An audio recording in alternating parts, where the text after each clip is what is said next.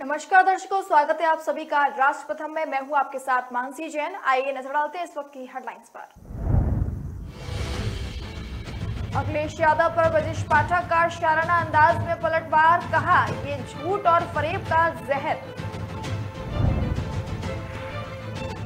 मुख्तार अंसारी को 7 साल की सजा, जेलर को धमकाने में दोषी पाए जाने पर हाईकोर्ट का फैसला। ज्ञानवापी और श्रृंगार गौरी पर कोर्ट के फैसले के बाद आज पहली सुनवाई। मुस्लिम पक्ष ने सुप्रीम कोर्ट का हवाला देकर मांग की। 24 घंटे में ही सपा को लेकर बदल गए मायावती के तेवर, अब इस वजह से बताया लाचार और कमजोर। राजू श्रीवास्तव के निधन पर भावुक हुए बीजेपी सांसद रवि किशन, साथ के संघर्ष को किया बयान।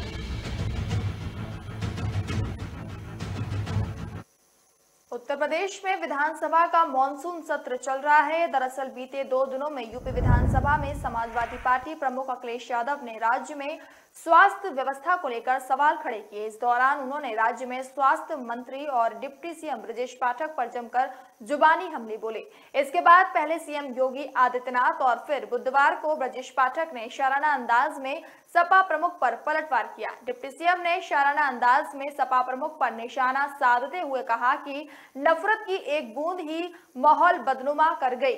जहां से आया है ये झूठ और फरेब का जहर, वो दरिया कैसा होगा।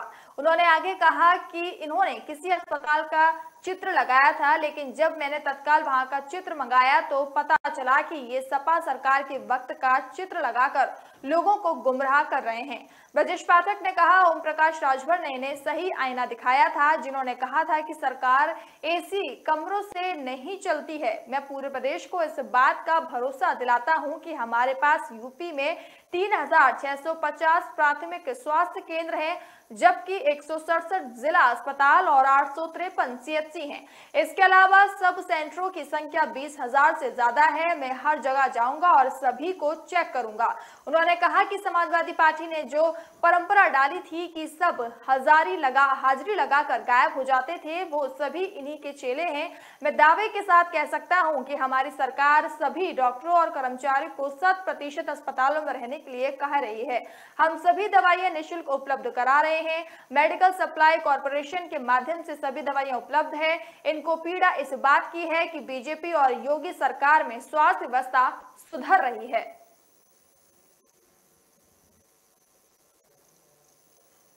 इलाहाबाद हाई कोर्ट की लखनऊ पीठ ने 2003 में जिला जेल लखनऊ के जेलर को धमकाने के मामले में माफिया मुख्तार अंसारी को दोषी करार दिया। न्यायालय ने उसे 7 साल की सजा और 37,000 रुपए का जुर्माने की सजा से दंडित किया है। ये पहली बार है कि मुख्तार को किसी आपराधिक मामले में दोषी करार दिया गया है। ये निर्णय न्यायमूर्ति दिनेश कुमार सिंह की एकल पीठ ने राज्य सरकार की याचिका पर दिया। अपील में सरकार ने विशेष न्यायालय एमपी एमएलए कोर्ट के 23 दिसंबर 2020 के मुख्तार को इस मामले में बरी किए जाने की फैसले को चुनौती दी थी। विशेष न्यायालय ने अपने फैसले में गवाहों के मुकरने के आधार पर मुख्तार के खिलाफ लगे आरोप सिद्ध न होने पाने की बात कही थी। हालांकि हाईकोर्ट ने अपने फैसले में सर्वोच्च न्यायालय की टिप्पणियों का उल्लेख किया, जिनमें शीर्ष अदालत ये स्पष्ट कर चुकी है कि गवाहों के हॉस्टाइल होने का ये आशय नहीं है कि उनके पूरे बयान को खारिज कर दिया जाए, बल्कि यदि हॉस्टाइल होने से पूर्व यदि उसने अभियोज कथानक समर्थन किया है तो उसका महत्व है।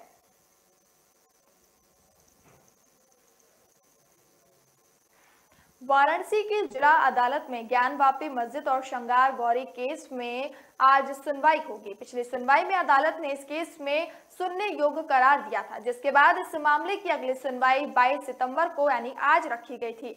जिला अदालत का फैसला आने के बाद इस मामले में ये पहली सुनवाई होगी। हालांकि मुस्लिम पक्ष ने अदालत को एक प्रार्थना पत्र दिया था, जिसमें कोर्ट से उन्होंने मामले की सुनवाई 8 हफ्ते बाद करने की मांग रखी थी। मुस्लिम पक्ष ने अदालत को अपने प्रार्थना पत्र में सुप्रीम कोर्ट के फैसले का हवाला दिया, जिसमें कहा गया कि अगर अदालत सुनवाई शुरू करती है तो ये तय किया जाए कि केस में किन पहलुओं पर सुनवाई होगी। इसके साथ ही इसकी रूपरेखा भी तय की जाएगी। इन सभी मुद्दों के बीच वाराणसी की जिला अदालत ने मामले की सुनवाई आज करेगी। इससे पहले ज्ञान वापस श्रृंगार गौरी मामले में वाराणसी की जिला अदालत ने फैसला सुनाते हुए पिछली सुनवाई में साफ कर दिया कि ये मामला सुनवाई योग्य है। अदालत ने अपना फैसला हिंदू पक्ष में सुनाया और अगली सुनवाई 22 सितंबर को होने की बात कही थी। वही अदालत से झटका मिलने के बाद मुस्लिम पक्ष ने हाईकोर्ट जाने की बात कही थी। मुस्लिम पक्ष के वकील मेराजुद्दीन सिद्दीकी ने फैसले पर अपना गुस्सा जाहिर करते हुए आरोप लगाया कि ये फैसला न्यायोचित नहीं है। हम इस फैसले के खिलाफ हाईकोर्ट जाएंगे। वही all India Muslim personal law board ने भी फैसले को निराशाजनक बताया था। लॉ बोर्ड के महासचिव मौलाना खालिद सैफुल्लाह रहमानी ने कहा कि 1991 में संसद ने मंजूरी दी थी कि बाबरी मस्जिद को छोड़कर बाकी सभी धार्मिक स्थलों पर यथास्थिति बरकरार रहेगी और इसके खिलाफ कोई भी विवाद वैध नहीं होगा।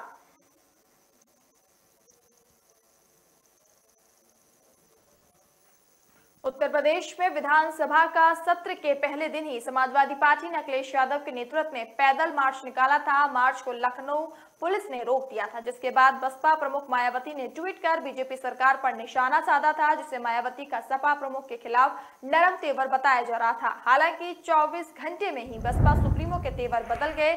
मायावती ने ट्वीट कर लिखा, बीजेपी की घोर जातिवादी, सांप्रदायिक व जनहित विरोधी नीतियों आदि के विरोध उत्तर प्रदेश की सेक्युलर शक्तियों ने सपा को वोट देकर यहाँ प्रमुख विपक्षी पार्टी तो बना दिया, किंतु ये पार्टी बीजेपी को कड़ी टक्कर देने में विफल साबित होती हुई साफ दिख रही है।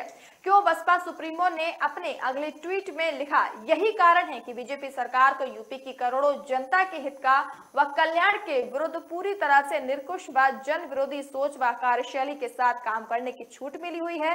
विधानसभा में भी भारी संख्या बल होने के बावजूद सरकार के विरुद्ध सपा काफी लाचार व कमजोर दिखती है, जो कि अति चिंतनीय है। कॉमेडियन राजू श्रीवास्तव का बुधवार को दिल्ली एम्स में निधन हो गया। वह 41 दिनों से दिल्ली एम्स में भर्ती थे। 10 अगस्त को जिम में वर्कआउट करने के दौरान राजू श्रीवास्तव को हार्ट अटैक आया था, जिसके बाद उन्हें तुरंत दिल्ली के एम्स में एडमिट करवाया गया। राजू श्रीवास्तव के निधन पर गोरखपुर से बीजेपी सांसद और अभिनेता रवि किशन उनके साथ के सफर को याद करते हुए भावुक हो गए। बीजेपी सांसद ने शोक जताते हुए कहा कि आज मैंने अपने एक भाई को खो दिया। सोचा नहीं था कि वह इतनी कम उम्र में चले जाएंगे। मुंबई शहर जब बंबई हुआ करता था, तब से करीब 30 सालों तक उनके साथ रहा।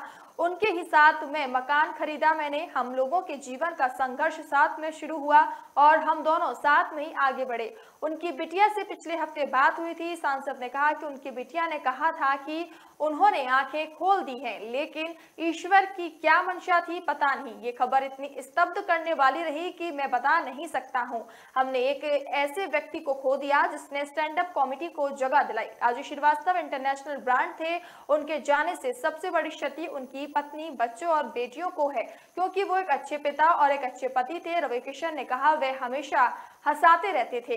वे बीजेपी में भी साथ रहे, फिल्म उद्योग में भी आए, उसको उन्होंने काफी अच्छे से संभाला। पिछले 2 महीने हम लोग साथ में थे, हमेशा उनके साथ हंसते रहे, लेकिन अचानक आज ये खबर आई। मुझे नहीं लगा कि अब ब्रेक के बाद जल्द हाजिर होंगे।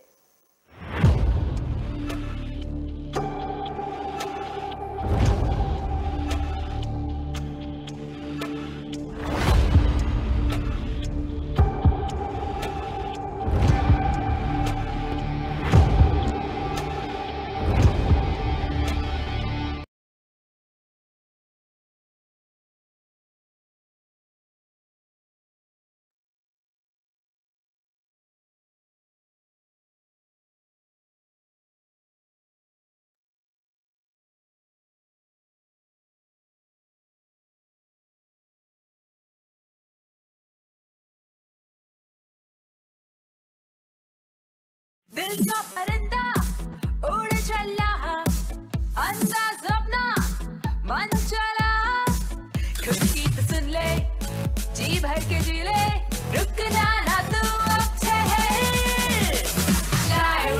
Lyra, anytime, anywhere. Lyra, everybody loves to wear. Lyra, anytime, anywhere. लहरों से डरकर नौका पार नहीं होती, कोशिश करने वालों की कभी हार नहीं होती। नन्ही चींटी जब दाना लेकर चलती है चढ़ती दीवारों पर 100 बार फिसलती। मन का विश्वास रगों में साहस भरता है। चढ़कर गिरना, गिरकर चढ़ना न अखरता है। आखिर उसकी मेहनत बेकार नहीं होती। कोशिश करने वालों की कभी हार नहीं होती। डुबकी या सिंधु में गोताखोर लगाता, जा जाकर खाली हाथ लौट कर आता। मिलते नहीं सहज ही मोती गहरे पानी में, बढ़ता 2 गुना उत्साह इसी हैरानी में। मुट्ठी उसकी खाली हर बार नहीं होती। कोशिश करने वालों की कभी हार नहीं होती। असफलता एक चुनौती है, इसे स्वीकार करो। क्या कमी रह गई देखो और सुधार करो। जब तक न सफल हो नींद चैन को त्यागो तो, संघर्ष का मैदान छोड़कर मत भागो तो। कुछ किए बिना ही जय जयकार नहीं होती। कोशिश करने वालों की कभी हार नहीं होती। कुछ नया करना।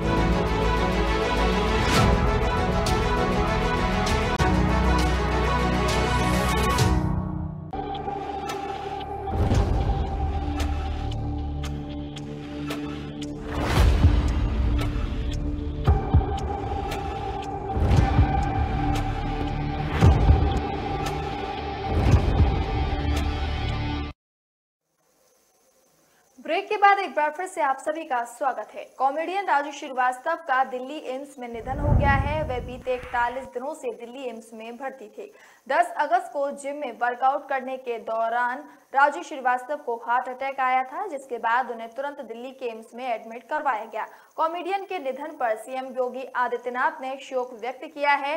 सीएम योगी आदित्यनाथ ने कहा, राजू श्रीवास्तव उत्तर प्रदेश फिल्म विकास परिषद के अध्यक्ष के रूप में अपनी सराहनीय सेवा दिए थे। वे अच्छे कलाकार थे। वे पूरे जीवन अपनी पीड़ा को दबाते हुए पूरे जीवन सबका मनोरंजन करते रहे। आज वे हमारे बीच नहीं हैं। मुख्यमंत्री ने कहा कि मैं प्रदेशवासियों के ओर से दिवंगत आत्मा की शांति की कामना करता हूं। शोकाकुला परिजनों के प्रति अपनी संवेदना व्यक्त करता हूं। मेरी कामना है कि ईश्वर उन्हें सदा गति प्रदान करे और मैं इसकी प्रार्थना ईश्वर से करता हूं। आगरा में बंदरों का आतंक लगातार बढ़ता ही जा रहा है। ताजमहल पर भी आए दिन हिंसक हो चुके बंदर देसी और विदेशी पर्यटकों को निशाना बना रहे हैं, लेकिन इस मामले में जिला प्रशासन, नगर निगम व वन विभाग और एएसआई हाथ पर हाथ धरे बैठे हैं। वहीं मोहब्बत की निशानी ताजमहल की हसरत लेकर स्पेन की पर्यटक जब आगरा पहुंची, तब टिकट काउंटर पर टिकट खरीदने के दौरान बंदरों ने उसे निशाना बना दिया और उसकी टांग पर काट दिया। बंदरों के अचानक हुए हमले से विदेशी पर्यटक काफी डर गई और वहां मौजूद पर्यटकों ने बमुश्किल बंदरों से उस विदेशी महिला पर्यटक को बचाया। जिस पर्यटक पर हमला किया गया वह महिला स्पेन से आई है और उसका नाम क्रिस्टिना बताया जा रहा है। क्रिस्टिना सुबह ताज का दीदार करने पहुंची, उसी दौरान बंदरों के झुंड ने उस पर आक्रमण कर दिया। बाद में महिला पर्यटक को प्राथमिक चिकित्सा दी गई, लेकिन बंदरों के हमले से वह काफी डर चुकी थी। ताज को दिखाने आए गाइड उसे जिला अस्पताल लेकर आए, जहां उसे प्राथमिक चिकित्सा दी गई। महिला ने कुछ भी बोलने से मना कर दिया। इससे पहले भी बंदरों द्वारा पर्यटकों को निशाना बनाने की कई घटनाएं सामने आ चुकी हैं। यूपी के 26 शहरों में आज यानी गुरुवार को मूसलाधार बारिश का अलर्ट जारी किया गया है। आगरा में रात से हो रही बारिश तो वहीं गुरुवार को भी जारी रहेगी। यहां सड़कें तालाब बन गई हैं। उधर इटावा में भी भारी बारिश होने से एक मकान की दीवार भड़बड़ा कर गिर गई। हादसे में एक ही परिवार के 4 लोगों की मौत हो गई। इनमें 3 भाई और एक बहन है। मौसम विभाग के मुताबिक अगले 48 घंटे तक भारी बारिश होगी। मानसून का यू टर्न 25 सितंबर तक जारी रह सकता है। मौसम विभाग के वैज्ञानिकों की माने तो गुरुवार को यूपी के पूर्वांचल के 26 जिलों में तेज और पूरे प्रदेश में मामूली बारिश होगी। वहीं बीते 24 घंटे में यूपी में औसतन 13.7 मिमी पानी बरसा है। जहां एक तरफ बारिश से शहरी इलाकों में गर्मी से राहत मिली, वहीं दूसरी तरफ सीतापुर, वाराणसी और अयोध्या में गंगा, सरयू और घाघरा नदी का जलस्तर बढ़ने से बाढ़ जैसे हालात पैदा हो गए हैं।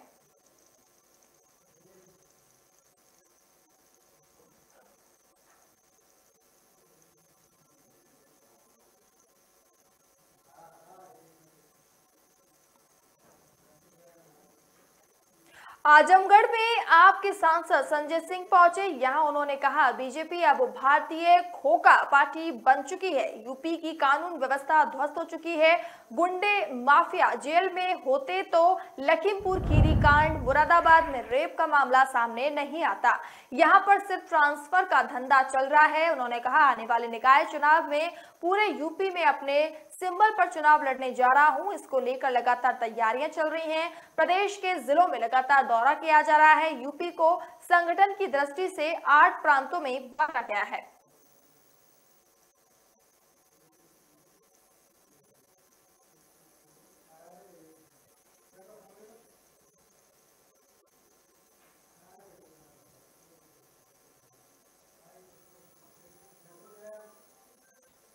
कैग की रिपोर्ट उत्तर प्रदेश विधान परिषद की पटल पर रखी गई। कैग की रिपोर्ट में लखनऊ आगरा एक्सप्रेसवे के जमीनी खरीद के लिए भुगतान में गड़बड़ी सामने आई है। साथ ही वन विभाग में जेसीबी की जगह मोपेड से गड्ढे खुदवाने के मामले पर भी कैग ने पेमेंट के बिल वाउचर की जांच की बात लिखी है।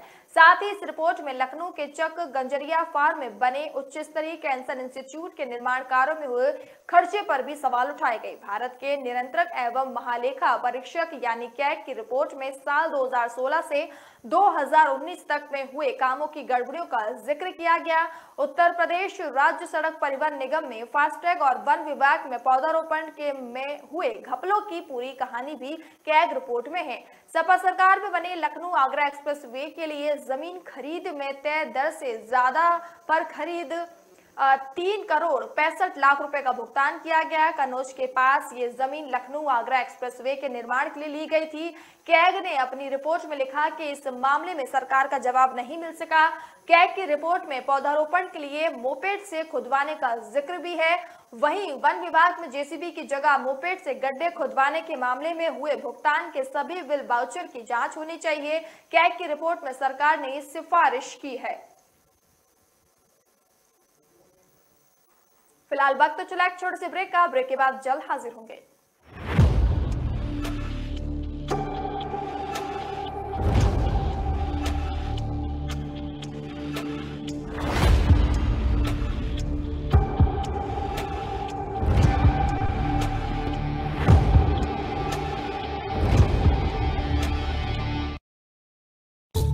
चाय तैयार है। मैं चेंज करके आती हूँ। चेंज करके आती हूँ। मैं चेंज करके आती हूँ। लायरा का नया कलेक्शन वहां कम पड़ जाएंगे पर स्टाइल्स नहीं। लायरा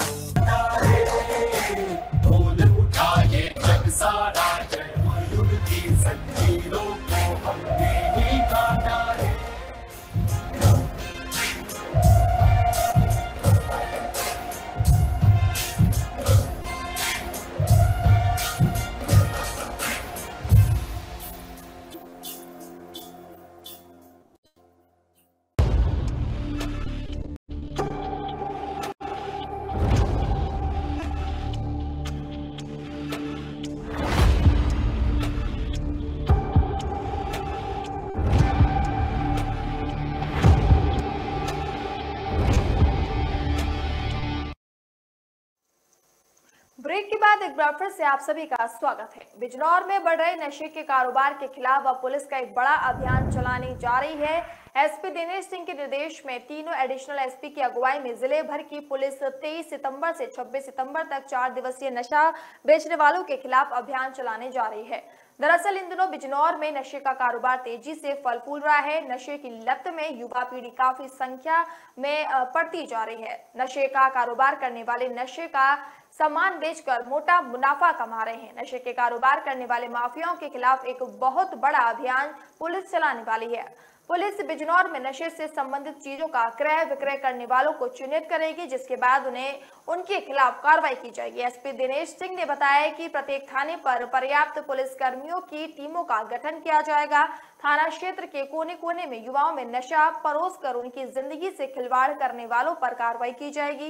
एसपी द्वारा गठित टीम जिन्हें 24 घंटे एक्टिव रहेगी, जहां नशे से संबंधित वस्तुओं के क्रय विक्रय पर नजर रखेगी। व्यापार में संलिप्त लोगों के खिलाफ कड़ी कार्रवाई की जाएगी। यह अभियान बिजनौर को नशा मुक्त बनाने की दिशा में एक मील का पत्थर साबित होगा। इससे युवा नशे की लत से दूर होने में सफल होंगे।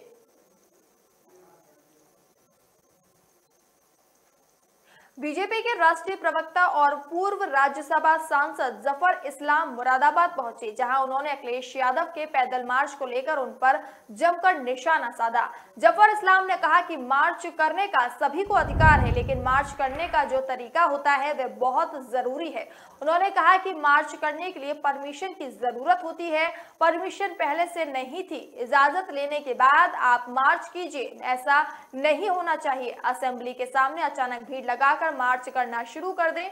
दरअसल यूपी विधानसभा के मानसून सत्र के पहले दिन सपा ने अखिलेश यादव के नेतृत्व में महंगाई, बेरोजगारी जैसे जनता से जुड़े मुद्दों को लेकर पैदल मार्च किया था, जिसे पुलिस ने बैरिकेड कर बीच में ही रोक दिया, जिसके बाद सपा अध्यक्ष विधायकों के साथ सड़क पर ही बैठ गए थे। इस दौरान और सपा कार्यकर्ताओं के बीच जमकर बवाल देखने को मिला। अखिलेश यादव के इस पैदल मार्च पर सवाल उठाते हुए बीजेपी नेता जफर इस्लाम ने कहा कि एक प्रोटोकॉल होता है, वो पूर्व मुख्यमंत्री रहे हैं, उन्हें जानकारी है, लेकिन यदि आप कानून का पालन नहीं करेंगे तो जाहिर है कि पुलिस आपको रोकेगी। मार्च करना है तो पहले परमिशन लीजिए, उसके बाद आपका मार्च कीजिए।